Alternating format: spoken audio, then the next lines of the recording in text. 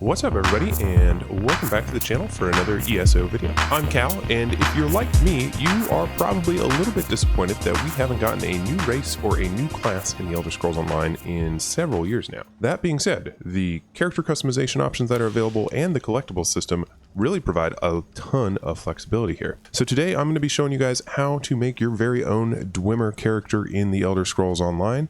You can see here, this is my Dwemer, Kalsnak Keys, and I'm going to go ahead and walk you through all of the character customizations, all of the collectibles, the class, the gear sets, everything so that you can make your very own Dwemer in the Elder Scrolls Online. Of course, the Dwemer aren't actually a playable race in ESO, so we're going to have to take some creative liberties here. Now, before I jump into the game, I'm going to go ahead into the character creator and show you all of the sliders that I'm using for this guy. So here he is with his current appearance. Let's go ahead and turn off the collectibles. And actually, I'm going to need to take off all the gear so that you can see the base model here. So, of course, I do have a male character, and he is a dark elf. I think you could go with a Bosmer as well. I think the dark elf skin tones are probably a little bit closer. Now, as far as the Dwemer go, I think throughout the Elder Scrolls games, there's actually only ever been a single Dwemer character appear.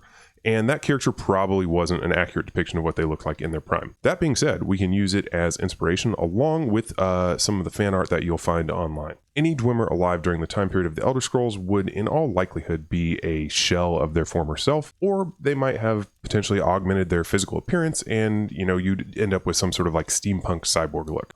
But before we get there, we actually need to customize this character. So what I have done for the body type, I've split the difference between large and muscular. Now, I'm going to go ahead and take that height slider all the way down to the bottom.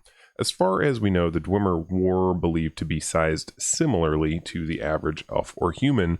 They're occasionally described as having the stature of large children with beards. I think it also makes sense. Most underground races in fantasy tend to be a little bit shorter in stature.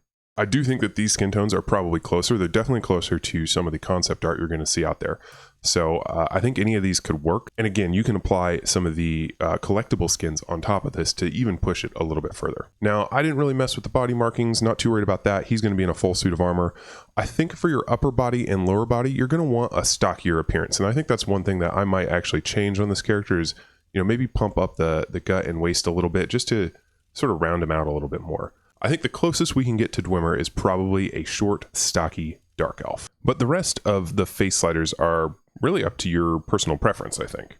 Again, there's not a lot of good documentation on exactly what the Dwemer look like, so the Dwemer artwork and other artifacts that have survived the test of time do often depict facial hair, so I did go with a goatee here. I'm actually going to use one of the Crown Store exclusive beards once we get in game. If you're going with a male character, it definitely makes sense, at least based on, you know, the appearance of the Dwemer automatons and the concept art that exists out there. And once you've got your character customized to your preference, it's time to hop in game and turn on some of those collectibles to complete the look. I'm going to go ahead and start off with probably a controversial choice and turn on the Azure Eyes.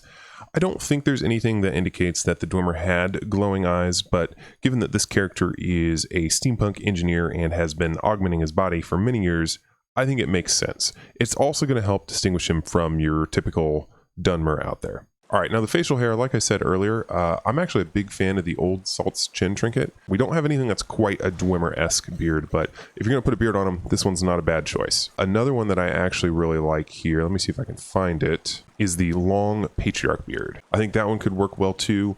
I don't like that it sort of clips a little bit more with this particular armor set, but it does feel about right for a Dwemer character as well. So I'll keep the Old Salt's chin trinket for now. I do have the Dwemer body markings turned on. You can't really see them, but they are available. You can pick those up in Western Skyrim. All right, now for a collectible skin. I think there's a few options here that kind of lean into the look.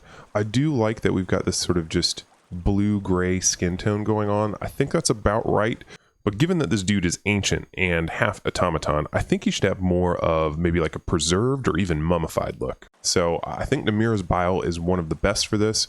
It does tone down that blue a little bit. Alternatively, I think the Hollow Void Husk is a decent one. That definitely gives you that mummified look for sure. Arctic Rime isn't bad. Blooddrain Thrall, starting to look a little bit too zombie in my opinion, but any of these could sort of help you enhance that look. Or of course, I think the basic look there, especially with the glowing eyes and the Dwemer themed armor, is going to give you a pretty convincing Dwemer look. But I'm going to go ahead with Namira's Bile for now, and let's talk about the motifs now. Now I'm using primarily the Artisan Armory motif. That is the light robe, the heavy girdle, heavy boots, heavy gloves, medium shoulders, and then for my two-hand weapon, that is of course the Maelstrom's Maul. I have the Snowhawk mage breeches on, but you can't see him at all since I've got the robe. And then for the helmet, I actually just have it hidden here because I am using another collectible here under hats. So either I'm hiding my helm so that you can see the face and all of those collectibles that I've turned on there, or I really like this Artisan Insight Vertex Shroud. This is another antiquity that can be found in the Reach, and I think it really gives us a super cool Dwemer automaton look. So I go back and forth between these two. I think they're both great. So that's the two-hand, and then back bar, I am using a lightning staff, and this is the Stormlord staff that you can unlock via the battlegrounds. All right, so that covers the collectibles, the character sliders, the motifs. Let's talk about the class. So I wanted to create sort of a steampunk engineer. So I went with Sorcerer to gain access to the Storm Calling line. I want this character to deal primarily shock damage. I feel like that's the most appropriate damage type other than the two-hand hammer for this sort of engineer class that I'm trying to cobble together here. Now, Sorcerer isn't a perfect match. It's not going to give us everything that we're looking for here when it comes to fulfilling that sort of engineer role. So the rest of it is going to be supplied by our armor sets and some of the other abilities. So like I said a minute ago, when I'm tanking one-handed shield, this is a pretty standard tanking setup. Nothing here is overly Dwemer themed. On the back bar, I'm using primarily Destruction Staff abilities to really dish out that shock damage. But let's take a look at the sets that I am rocking, because those I think are what give this the most Dwemer flair. There's lots of good options here in game. I personally really like the Livewire set. So when you take damage, you overload your circuits, applying concussion to enemies. This is a great tanking set. It's also just really on theme for this sort of Dwemer automaton character. So 5 pieces of Livewire. Then I've got Thunderbug on my front bar here, and the 5-piece set here, when you take physical damage, you deal shock damage in a 5-meter radius around you. For my 2-piece monster set, I am using Engine Guardians. That's going to summon a Dwemer automaton to either restore health or stamina or magicka. In combat, this character's got electricity shooting everywhere. There's Dwemer automatons popping out. It's just a lot of fun to play and a lot of special effects going on. And I've found it to be extremely capable when it comes to taking on 4-man dungeons. I've run it in Battlegrounds with some small success, and of course for overworld solo content, it's great as well, especially with the 2-hand equipped. I do wish there was an ultimate that was more Dwemer themed though. I think the Storm Calling ultimate's fine, but we're not summoning a Dwemer construct, it's just a charged Atronach. This build does require a little bit more finesse, I think, just because you are trying to balance the stamina and magicka.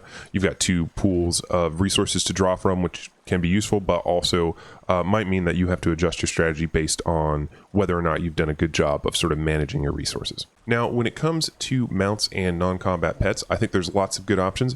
You can see I've got that little Bandari spider behind me. But there's actually a few that are not Crown Store exclusive that you can unlock through the game. So obviously there's this energetic Dwarven Shock Spider. I think Razik's Opus is from the base game as well. There's even a couple of good antiquities that you can unlock. So yeah, here we go. The Dwarven Scarab. That one is a pain in the ass to unlock, but it's a pretty cool non-combat pet as well from the antiquity system. Similar for the mounts, this Ebon Dwarven Wolf is also unlocked via the antiquity system.